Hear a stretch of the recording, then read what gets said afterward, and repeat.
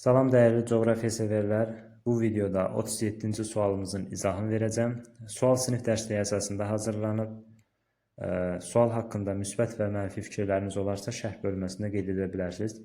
İzaha keçək. Sualın şərhini doğru fikirləri müəyyən etməyimizi istəyir. Və bir də deyir ki, Kuveytdə kənd təsərrüfatında çalışanların payı 0% təşkil edir. Bu fikir doğrudur.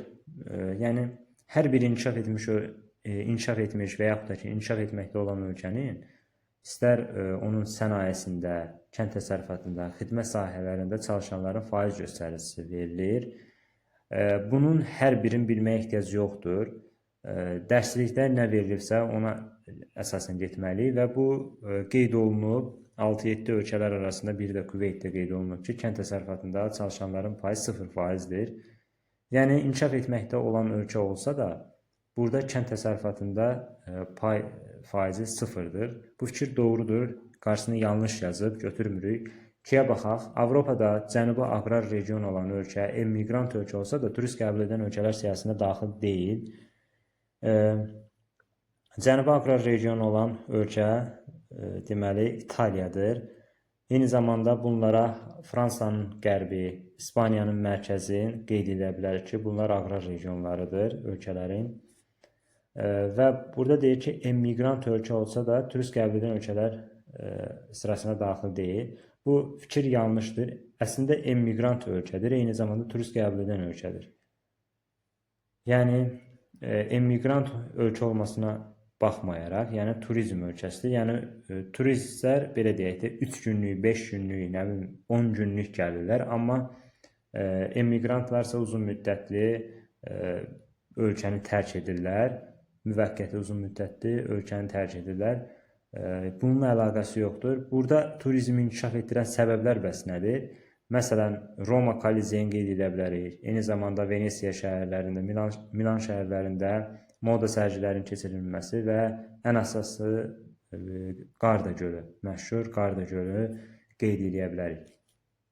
Yəni, fikir yanlışdır, amma qarşısına da yanlış yazıb deyə götürəcəyik. Çünki burada ölkələr sırasına daxil deyildir. Yəni, bu fikir səhv bir fikirdir.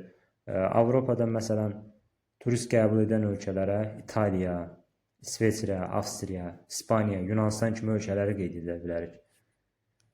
Yanlış olduğu üçün cümlə qarşısına da yanlış yazıb götürürük. 3-ə baxa, istilik elektrik mərkəzlərin fəaliyyət göstərdiyi şəhərlərin aid olduğu iqtisadi coğrafi rayonlar üçün oxşar cəhət yay və qış otlaq sahələrinin olmasıdır. 2 dənə istilik elektrik mərkəzlərin fəaliyyət göstərdiyi şəhər var, Gəncə və Sumqayıt. Gəncə aiddir, Gəncə Daşkəsən iqtisadi coğrafi rayona. Sumqayıt da aiddir, deməli, Abşeron Xızı iqtisadi coğrafi rayona. Gəncə Daşkəsənin Ceyrançölə, belə deyək də, sonra Gəncə Qazax düzlərinə çıxışı olduğu kimi, Abşeron Xızının da, onun dağları da var, təbii ki,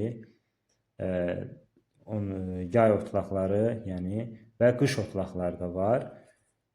Yəni, hər ikisində də yay və qış otlaqları olduğu üçün bu fikir doğrudur, qarşısına da doğru yazıb götürəcəyik. 4-ə baxaq. Sürüşmələrin yaranması, seismik hadisələr, fəallaşması isə yağışların nəticəsidir. Bilirik ki, sürüşmələr həm eksogen, həm endogen qüvvələrin təsiri nəticəsində yaranır, fəallaşır. Amma burada belə bir, belə deyək də, diqqətdən yayınan məqam var ki, sürüşmələrin yaranması qarların əriməsi və yağışların yağması nəticəsindədir. Fəallaşması var. Fəallaşma isə seismik hadisələr, sonra kənd təsərrüfatı işlərinin aparılması, yəni düzgün aparılmaması sürüşmələrin yaranmasına səbəb olur.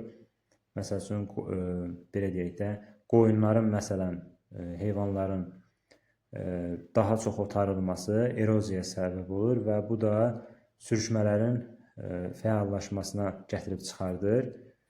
İndi burada maraqlı olan odur ki, burada deyir ki, sürüşmələrin yaranması seismik hadisələr. Bayaq qeyd elədim ki, sürüşmələrin yaranması yağışların və qarların əriməsi nəticəsində baş verir. Amma fəallaşması isə seismik hadisələr və demək, kənd təsərrüfat işlərinin düzgün aparılmaması nəticəsindədir. Yəni burada əslində seismiklə yağışlar yerlərin dəyişməlidir, əksinə yazılıb deyə bu fikir yanlışdır.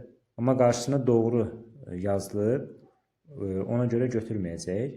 Əslində, yəni istər seismik, istər yağışlar, hər ikisi sürüşmələrin olmasına səbəb olur.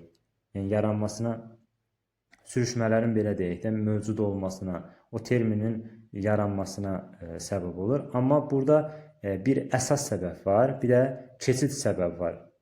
Yəni əsas səbəb ondan ibarətdir ki, bir yağışların yağması, iki qarların əriməsidir. Bu əsasdır, yəni yaranmasına əsasdır. Amma ikinci məsələ isə fəallaşdıran bəs nədir? Bunlara da qeyd edə bilərik ki, kənd təsərrüfat işlərinin düzgün aparılmaması və deməli seismik hadisələr.